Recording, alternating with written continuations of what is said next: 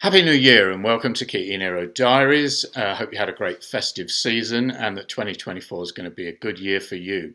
If you haven't watched the channel before, I'm recording the long-term ownership experience of the Kia e-Niro, which I took delivery of in March 2019. So we're coming up to 5 years in a few months' time of the car. But 2023 was the fourth full year of owning the car. So I'm just going to go through what kind of driving we did, how many kilometers we drove and what it cost us, how much rapid charging we did and all that kind of thing. So in 2023 we did 21,169 kilometers, which is the most we've ever done in a year. I think the previous highest was in 2021 when we did just over 20,000. So that's 13,125 miles. And that puts us just a bit above the average. But then again, we're a one-car household.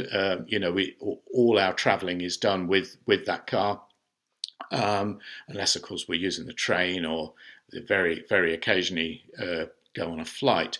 So then, why was it a bit higher this year than previous years? Well, we did 4 quite long trips. We went to Zurich last year to see some family. And we also went to the UK, which we normally do once a year. And we also did a vacation up in Brittany. That was a 1,000-kilometre round trip. And in northern Spain as well. That was another 1,000-kilometre round trip. But we also did quite a lot of airport runs with family turning up at Limoges Airport. And I actually flew from Limoges once last year. So we did about 6 trips over to Limoges, which is about 230-kilometre round trip. And then we went twice to Bordeaux Airport, which is about 380 kilometres round trip. Obviously, those airport runs are well within the range of the car, so we just charge at home for that.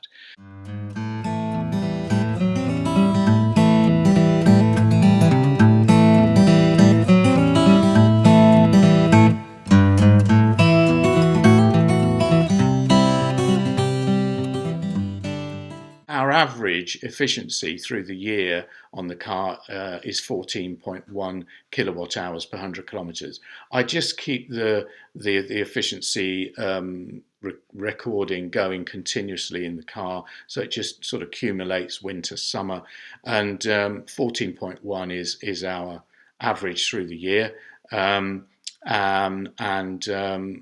Obviously it uses more in the winter than it does in the summer. So how far did the 590 kilowatt hours that we purchased during the year on public charging take us? Well, using 15.5 kilowatt hours per 100 kilometres, because obviously on long trips you tend to drive faster, you're on the auto routes. It's not as efficient as just driving around locally. And at 15.5 kilowatt hours, those kilowatt hours we purchased would have taken us 3,806 kilometres. But of course, that's not the only non-home charging we did, because on our trip to Zurich, we stayed overnight in a hotel on the way and overnight in a different hotel on the way coming back. And both of those hotels gave us free public charging where you can just plug in on a slow charger, charge up to 100% while you're asleep. And it's hard to say exactly how many kilowatt hours we got on those chargers, but we tended to arrive with a kind of 25-30% state of charge, knowing that we were going to be able to fully charge overnight. So I've estimated we got about 90 kilowatt hours at those 2 free charging spots. So that would have given us 580 free kilometres effectively. So throughout the year then, we did 4,386 kilometres that were not from home charging. So if you then subtract that from the total kilometres we did, we end up with 16,784 kilometres, which is 79% of all our driving last year was from home charging. I've got solar panels, as I've probably mentioned before, and last year the solar panels produced 2,648 kilowatt hours. Um, and if you then say that, because it's home charging and because that's really powering all our local journeys, um, including airport runs and things like that, then I'm using 14.1 kilowatt hours per 100 kilometres for those kilometres that we did. And if you work that out, then you can say that we used 2,366 kilowatt hours of home charging, and we produced 2,648. So we produced more solar from the panels than we did in terms of the home charging. We did by about 200 kilowatt hours. So, there's a little bit spare for the house, if you like. So what would all my home charging, which, as I say, was 79% of all the kilometres were covered by home charging, what would that have cost me if I didn't have the solar panels? Well, current electricity prices in France, and I know they're a lot cheaper than they are in the UK on average, although we don't get the special nighttime rates that you can get in the UK. On average, it's 16 euro cents a kilowatt hour. That's what we pay anyway, because we have a flat rate here. I don't have any special deals for the day or the night. It's just really not worth it.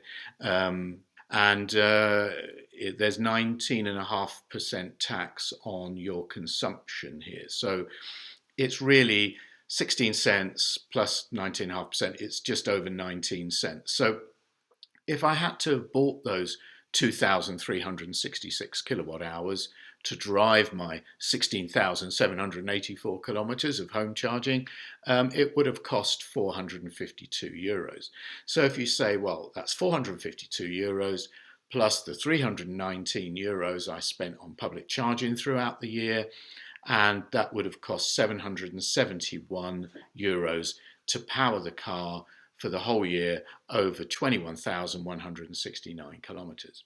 Now, how would that compare then with having to buy fossil fuels? Say I'd bought the e-Niro hybrid back in 2019 instead of the e-Niro, and let's say that let's just say it's a really efficient car. It averages 5.6 litres per 100 kilometres, which is 50 miles to the gallon.